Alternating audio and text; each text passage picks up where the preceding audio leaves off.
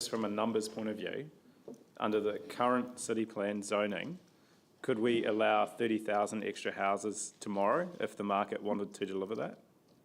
We could potentially allow up to that sort of number, that's correct. 30,000. So the changes we're making aren't going to increase any capacity to the housing.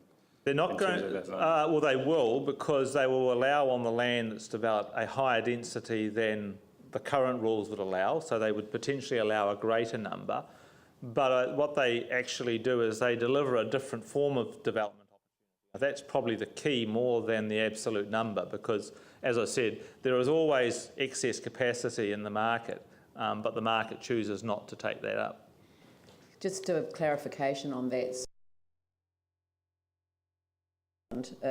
Nominal figure that could be produced by the land that is currently available would require everyone that had a large section to chop off the back and put a house on it, and and probably develop elderly persons housing units so that they could get, so sometimes these are notional figures that don't produce anything, and some of the enhanced development mechanism won't produce but gives an opportunity. Could you just talk about the buffer? Because I don't think we've heard about that, and I think it might address some of the concerns that the public have about this form of development. Yep. And then I'll come to Ali and then Jimmy. So in terms of your précis there, yes, Madam Chair, you've outlined quite well what the opportunity is. I suppose one of the things that we've introduced and worked with the government's officials on with the enhanced development mechanism is to manage the transition between existing Living One and any land that might utilise this mechanism. So one of the issues that we have, if you think about the Living One and if you juxtapose the Living Three right next door, you go from a very low density potentially to a very high density right on your boundary, subject only basically to the recession planes and any side yards. What the comprehensive development mechanism does is it actually introduces a buffer on the new property, the property to be comprehensively developed, in a way that says that for the first, and I don't exactly have the exact scale of that, but for the first between 10 and 20 metres of that larger block, that the development form cannot be any more intense than the Living One zone. So in fact what it does is it actually creates a much better buffer between the Living One and the comprehensive development area, and what it does do is it says, well, while you can intensify that development, that intensity has to move to the centre effectively of that block, and that the outside edge of that block will be very akin to the Living One land that adjoins it. Ali Jones. I just wanted to go back to the point that Helen Broughton raised with regards to the wording and the link to the map that Mayor Dalziel mentioned. Whereas the map does quite clearly show that there is no change in that green area in Riccarton, it does appear in the wording of scenario 2 that it could change that. And I'm just wondering, does one supersede the other? It seems to me the point that Helen was making, that the map does reflect little change, however the wording suggests that there could be. Well, I think the wording, because this is a dynamic tool, and that it doesn't fix a zoning, so it allows for this tool to be applied where it meets the preconditions of the rules. Now, what the maps show are the areas that currently meet those conditions. So, for example, in getting to the areas that are shown in the map, the staff have layered a whole series of criteria, and those criteria are proximity to supermarkets, proximity to schools, proximity to major transport routes, and they've also had some exclusions, so exclusions from areas where there are infrastructural constraints, exclusions where there are natural hazard risks, exclusions where there are proximity to heavy industrial zones. So what you have is a multi-layered sieving of those criteria to produce what you see on the blue map. While it's theoretically possible for those areas to shift and change, probably given that we're talking about a 5-year scenario before this is reviewed, and also given the number of criteria that are there, it's, again, while it's theoretically possible for new areas to come into that, it is unlikely that there would be any substantive change in the areas being identified simply because of the criteria mix that they would need to meet to achieve that outcome. Just one last thing, the changes in infrastructure and addressing those limitations as to where you can do this could, and I know you said theoretically, but they could change in those 5 years.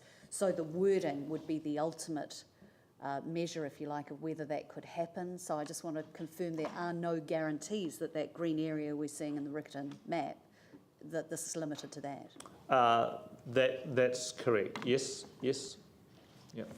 Jimmy Chen. 2 questions. First one, the government has been reviewing the Resource Management Act 1991, especially Section 6 and 7 at the moment.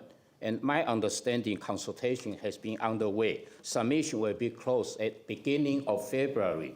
If that's true, they consider the regional plan statement, regional plan, and the district plan, which include the city plan, as combined as one simple resource management plan.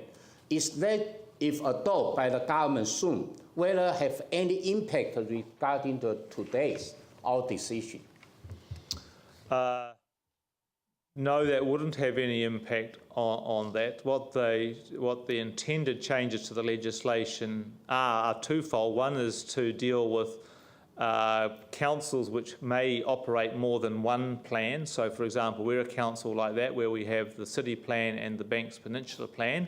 It seeks to draw those together. It makes provisions for plans to be combined, so potentially in the future to combine with Waimak and Selwyn's plan. But I think the key point to perhaps recognise is that the regional plan already now has provisions in it that continue to. That is something that is both reflected in the current regional policy statement, and it will be further introduced by or further amended by changes to the LERP to reinforce that. So there is a need for our plan to be in alignment with the regional policy statement, and we're confident that these changes are consistent with that direction. Thank you. My concern, because regarding to our amendment or original the staff, the recommendation regarding to here 2.1 and 2.4, and also the Helen Broughton, she emphasized last council adopted the scenario 1 rather than scenario 2. They already make a decision in August of this year.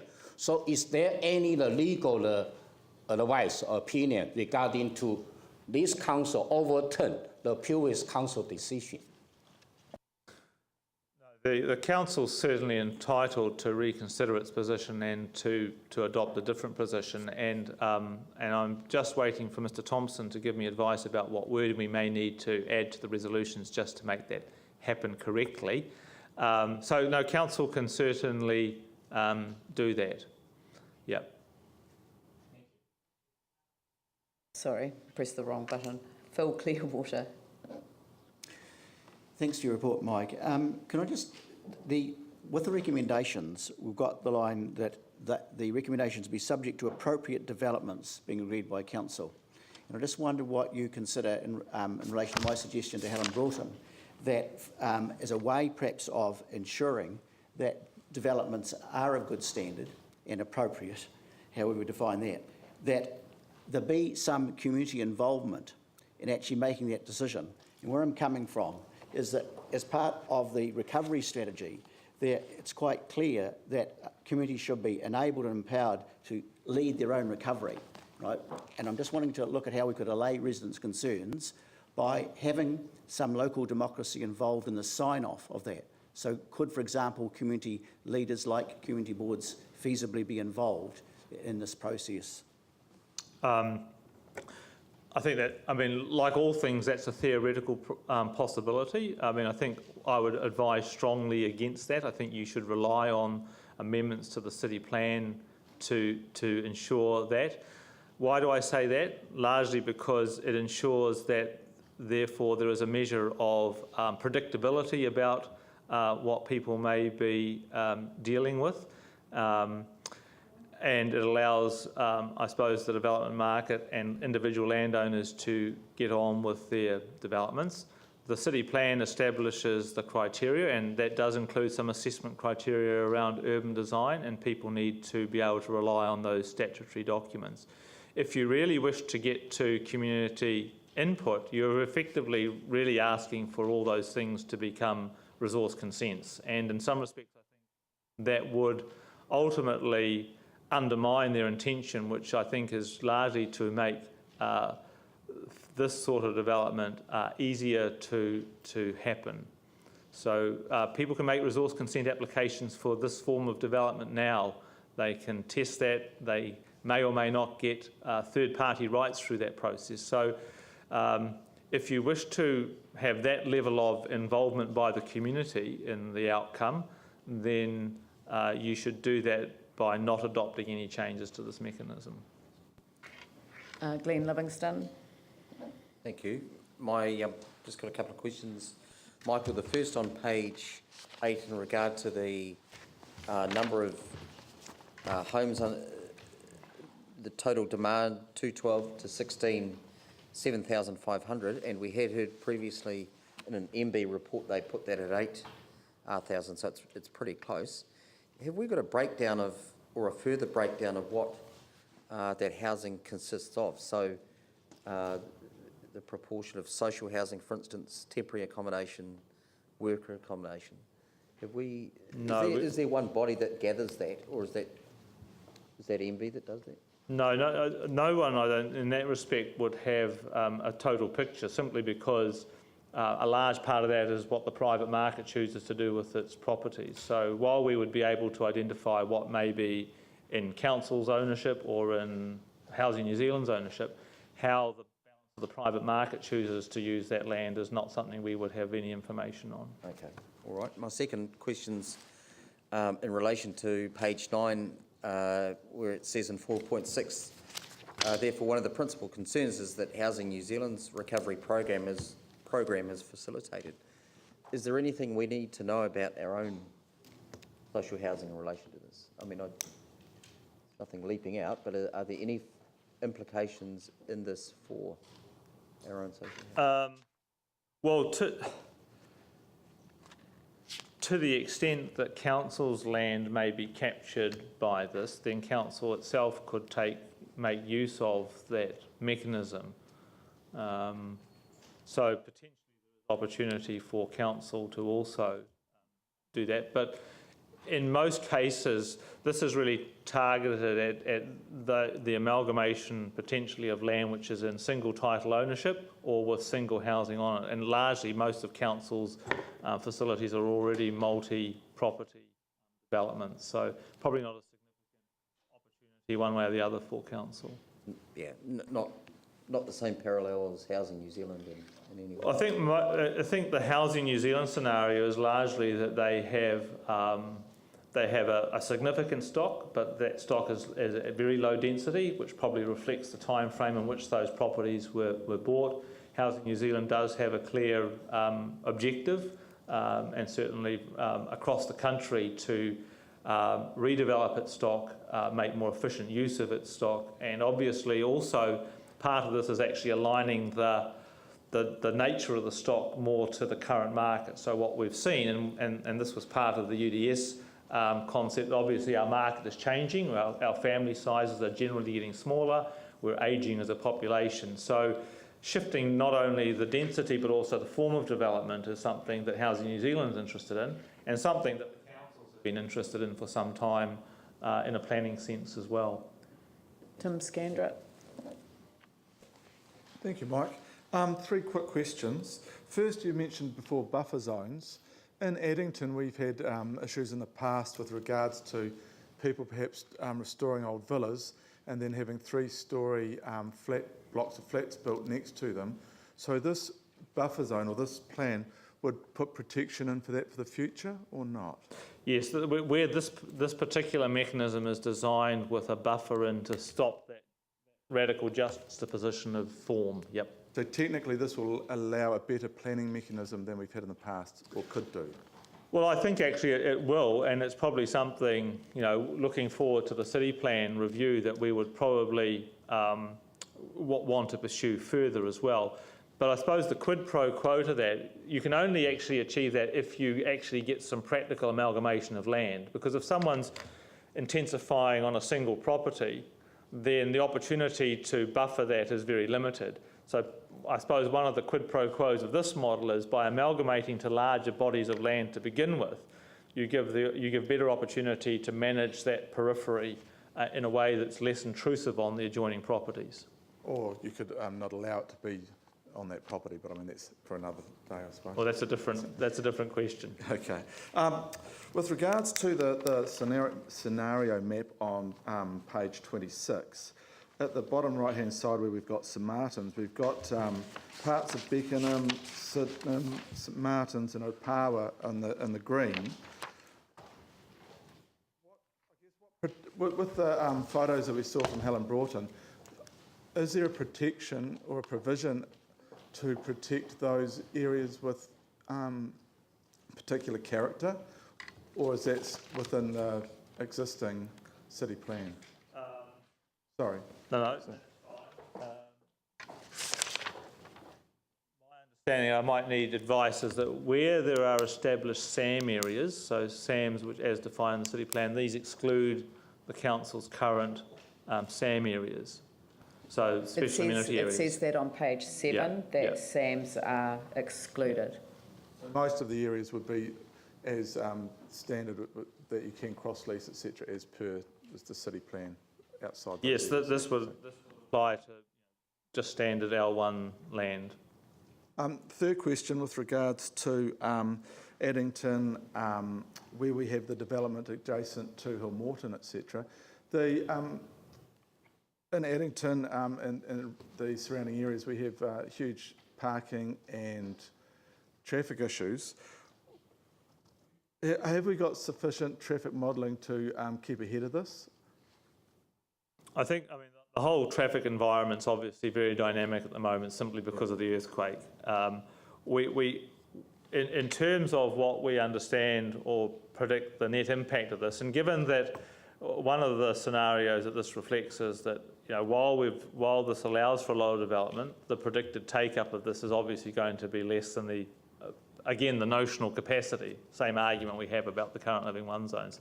So I think our assessment is that the traffic implications of this are not significant or are not going to be material in terms of what they might add to what is already potentially, you know, pinch points in the network. Thanks, Mike. Vicky Buck.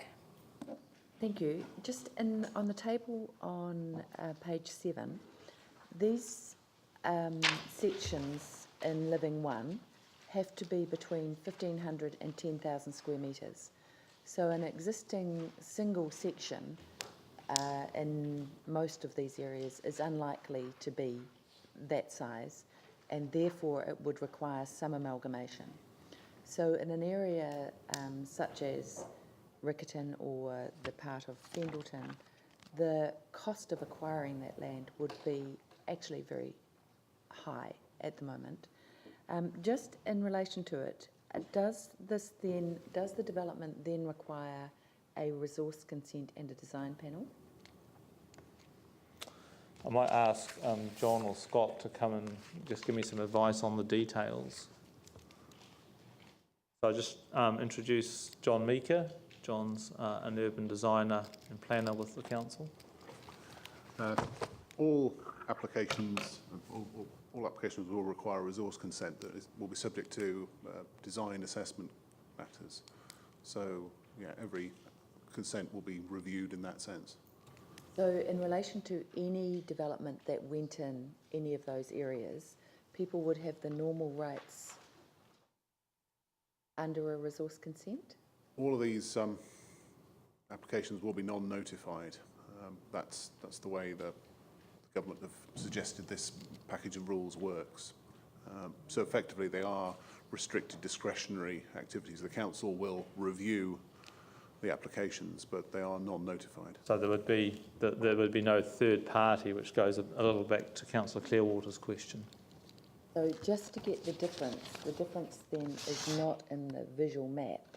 The difference is that if you want to develop in one of those green areas and you have acquired land that is between 1,500 and 10,000 square metres, you can do that subject to the council design approval process, but with no notification to your even immediate neighbours.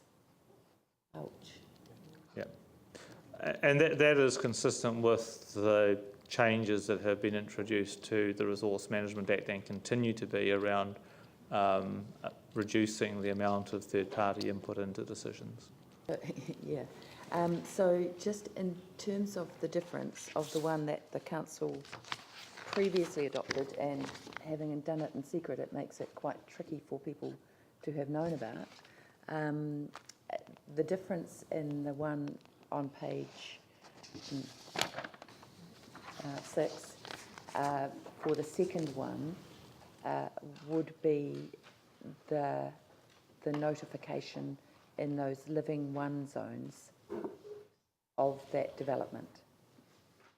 Yes, I mean the first scenario, while it added some living one areas, they were very, very small living one areas, and they were living one areas that were directly adjacent to either living two or living three. So they were adjacent to or very close to areas that were already subject to higher density development opportunities. So the fundamental change is introducing it into that living one zone.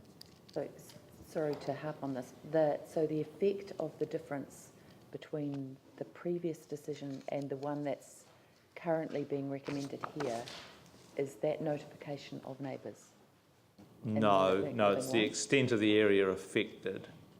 So and to be fair, the process of what is both the area that this is subject to and the actual development mechanism has continued to be, I suppose, reviewed and commented on and worked on between staff from Sarah and the council. But the fundamental difference, so the comprehensive development mechanism or the enhanced development mechanism always required these to become a resource consent, always required these to have design assessment of them, but it's fundamentally the change has been the change of the areas impacted or potentially available for this.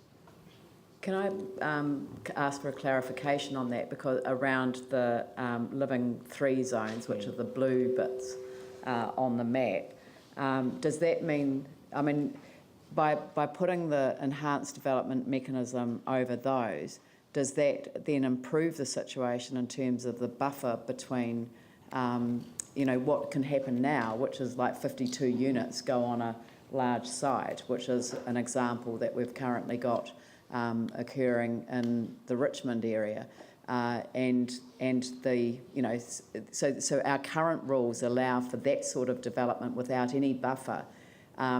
Yes, this goes into the living one, but with the buffer also applying now in the living three areas. Is that correct? If that particular rule was used, so someone's not compelled to use the enhanced development mechanism, the living three. They could also use the standard living three provisions as well. So, and again, developers will, in those instances, because those zones anticipate a higher density development, they will make choices about which presumably is the most advantageous rule for them to use. Andrew Turner. Thank you, Mike. With relation to clause 2.4, the elderly persons housing units, commonly known as over 60s units, there's obviously a potential concern here that people have moved into these types of development because they are inhabited by over 60s, and that gives those people a level of control, I guess, of who their neighbours are going to be. Now, the level of control through the proposal here is expressed has been through the existing body corporate arrangements. I'm very aware that the body corporate arrangements for each development may well be very different. What level of study has been done on those body corporate arrangements to ensure that that control in fact will work and be effective? Well, I think what we can reflect on is how we've had to enforce those in the past, and John may wish to comment on some of our experience with that, but we have had over the years some need to, we have had some complaint where people who have been potentially younger or of a different, it's an age-related category, have moved in and created some problems, and the council has taken enforcement action where that's been the case. So I don't know, John, whether you wish to, if you could quickly come and comment on how that's been enforced. So John Higgins, who's the Department Manager for Resource Consents. So there have been some instances in the past where there have been people below the age of 60 move into these units, and that has become an enforcement issue which has been addressed. It's not common, but there are some examples, particularly in locations like around the university where it's quite attractive to put students in those types of units, but they tend to be quite self-monitoring because obviously we're quite quickly contacted by the other residents in those units. But in terms of the body corporate arrangements themselves, are they likely to be, thinking of what's contained within those sort of rules and requirements within those developments, if, say, 3 of the people living in a block of 4 units were in favour of younger people moving in and one of them wasn't, would that be an effective control? I mean, we're into specifics obviously here, but I'm concerned that all of those people bought into those blocks of units expecting that it was an over 60s complex, and it could be that on a majority, but without universal approval, that could in fact be changed. And I'm just very aware that majority decisions may rule, and people may end up living in a situation very different than that which they bought into.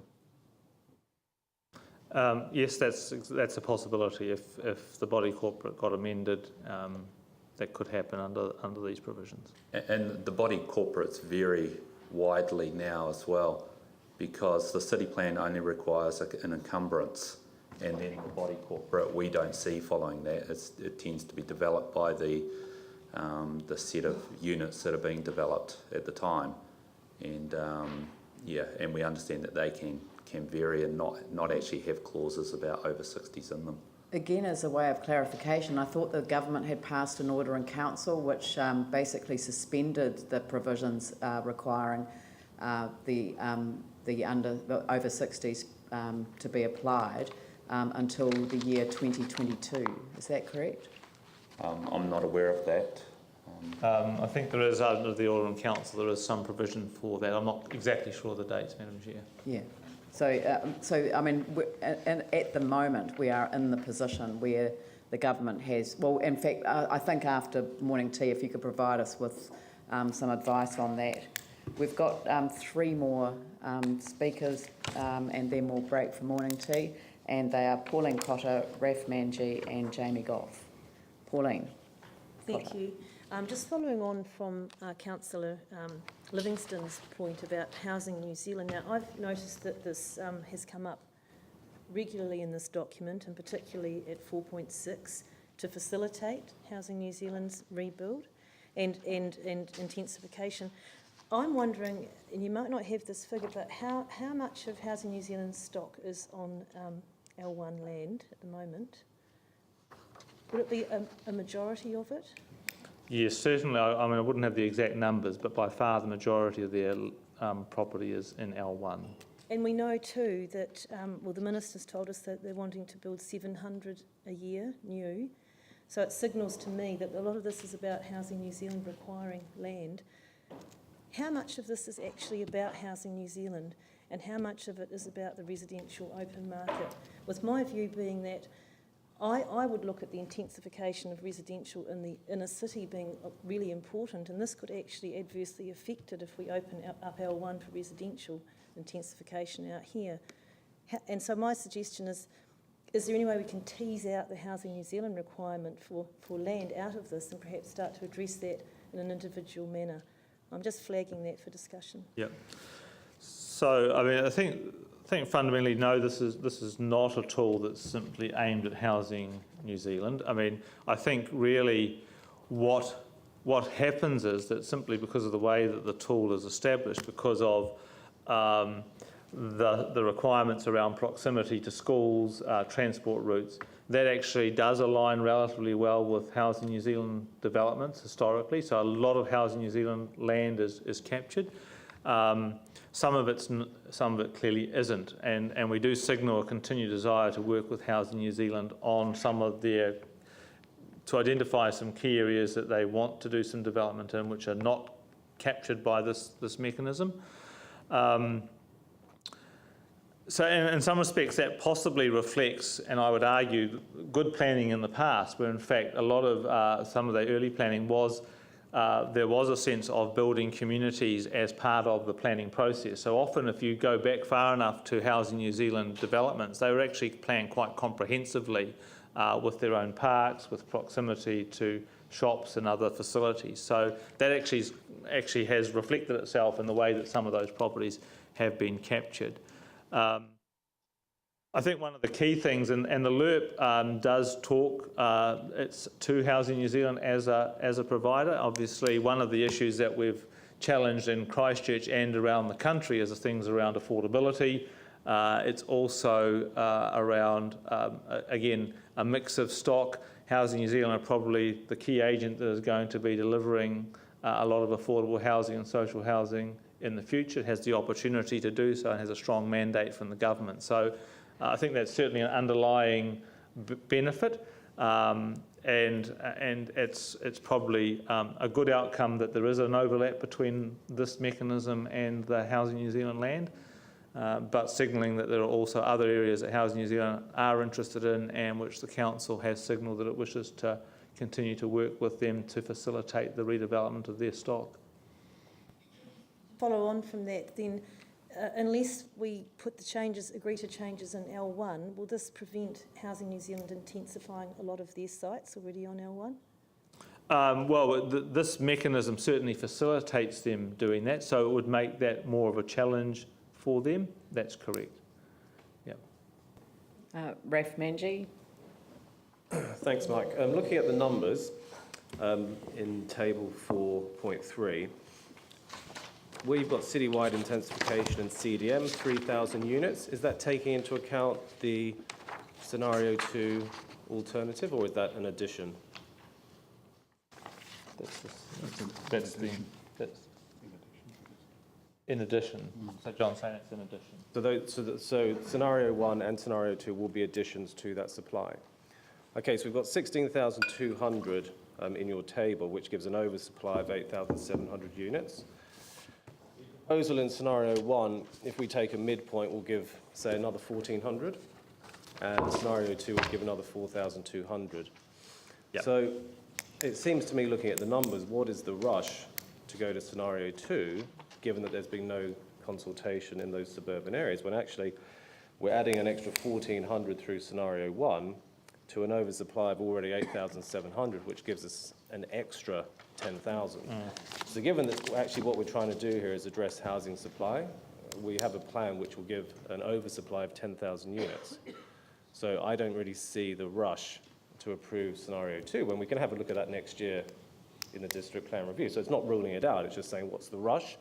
Let's have some consultation around that. Would that be fair? Yes, but I would, I suppose, predicate that on the basis that these are always notional figures, and it's really, I suppose, so you've got that potential. It's what the market will pick up, and I suppose the rationale coming forward for here was to say, well, actually,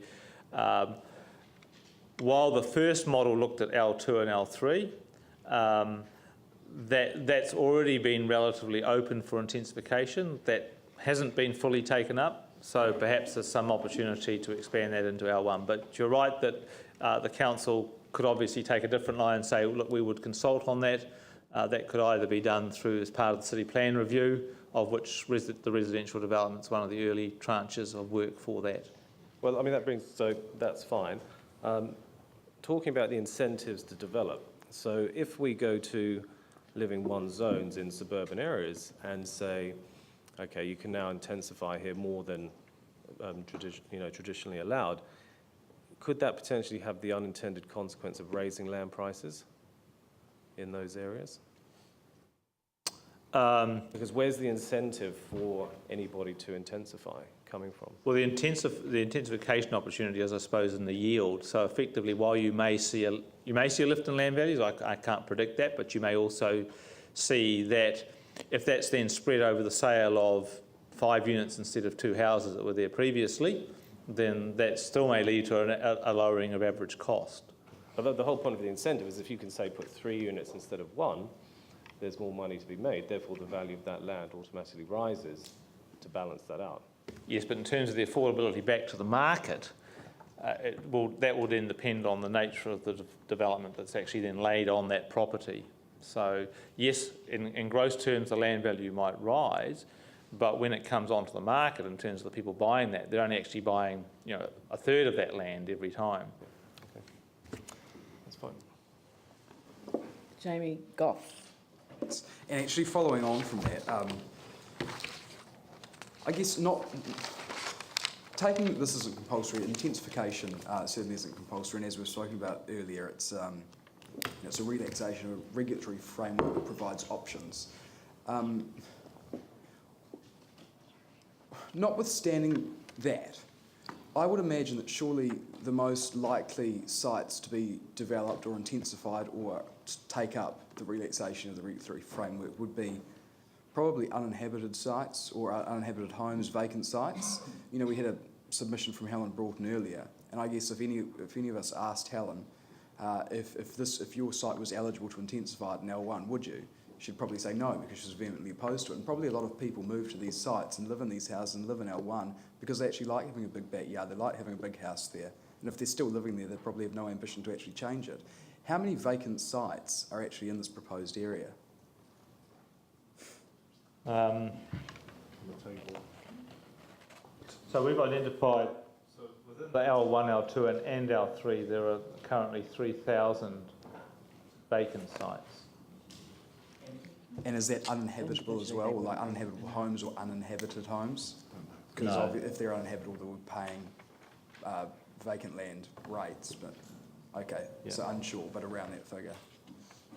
Okay, and even from that, again, it's still not compulsory for that to be intensified. No, it's not. And I think, again, you come back to what is the fundamental, and this is about actually opening choice back into the market and heading in a direction that says actually around some of those key nodes where those conditions are right, there's an opportunity for the market to have an opportunity that's not there at the moment. But I'm just clarifying that point. One site isn't enough to make up the 1,500 yes, you still minimum need section to. size. That's correct. So it would require contiguous sites to be amalgamated to allow for further intensification. I mean, at the moment, you could buy 2 sections next to each other that produced 1,500, and under our current rules, you could divide them into 3 separate sections anyway. That's correct. Yeah, because it's a 450 square metre minimum section size in L1, but most people that have these large houses have 600 square metre, 700 square metre sections. Would that be correct? Yes, I mean, clearly historically, we've like the rest of New Zealand, our average land titles have shrunk over generations. So, and so a lot of what we've seen in the past have been the subdivision. How many square metres is the quarter acre? Sorry, 1,000. 1,012. So we always started with 1,000 square metres. Well, we probably started with a third of an acre, and heaven forbid I can't even work out that. But and that would have reflected when we all relied on individual septic tanks to do our sewerage. So if we think about the 50s and the early 60s, 1,000 square metres was about the standard. in the 70s it dropped to around 800 to 600. Probably now 450 to 400 is probably pretty standard for an independent living property across the country, so it does vary. And below that, then you start to get the drivers that move to things such as common wall boundaries, the use of townhouses, those sorts of things. So, I don't know, John might wish to comment on that. Yeah, pretty much just reiterate what you're saying. What we see now is a lot of average sort of section sizes around the 600 to 700 mark, and a lot coming in around the 450 mark as well. So there is this gradual decline, and if you start going down further, maybe below the 330 mark, you need to get into this multi-unit type housing. The sections just aren't big enough to put standalone. I mean, what we have seen is that the proportion of built form on any section has increased. So the market has effectively shrunk the land cost to give itself value for the built form. So, which is why if you go to modern subdivisions, we tend to have more two-storey houses because you get bigger forms on smaller bits of land. That's sort of basically where the market wants to go. And obviously in terms of the size of sections, there are price points in the market that different developers want to, basically punt towards. Thank you. All right, well, I think we should adjourn for morning tea, and it's 10:46, so I think we should come back here at 11 o'clock, and we've changed the process of the previous council so that we're now joining the public for morning tea, and would invite you to do so out there in the foyer. Thank you.